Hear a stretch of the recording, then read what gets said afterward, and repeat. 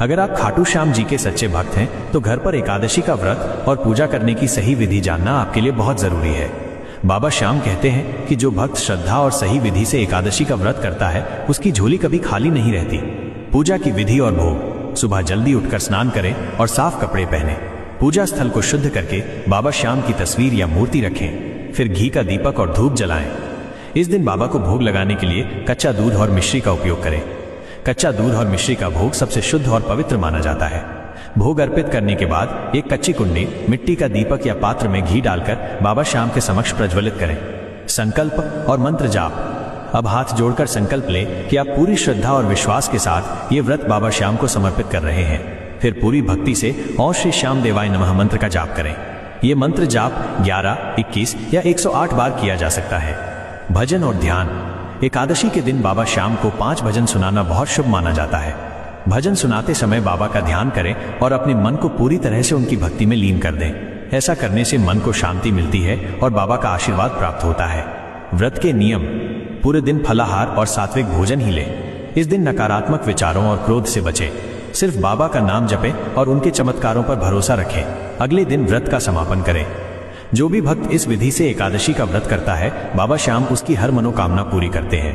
अगर आप भी अपने जीवन में सुख, शांति और समृद्धि चाहते हैं तो ये व्रत जरूर करें। अगर आप खाटू श्याम जी के सच्चे भक्त हैं तो घर पर एकादशी का व्रत और पूजा करने की सही विधि जानना आपके लिए बहुत जरूरी है।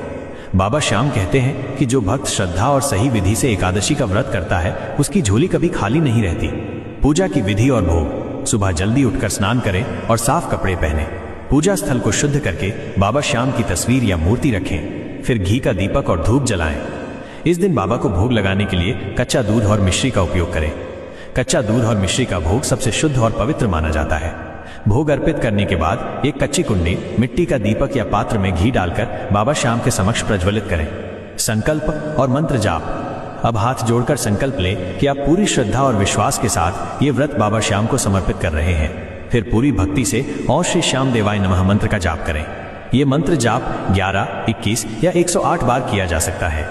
भजन और ध्यान। एकादशी के दिन बाबा श्याम को 5 भजन सुनाना बहुत शुभ माना जाता है। भजन सुनाते समय बाबा का ध्यान करें और अपने मन को पूरी तरह से उनकी भक्ति में लीन कर दें। ऐसा करने से मन को शांति मिलती है और बाबा का आशीर्वाद प्राप्त होता है। व्रत के नियम। पूरे दिन फलाहार और सात्विक भोजन ही लें। इस दिन नकारात्मक विचारों और क्रोध से बचें।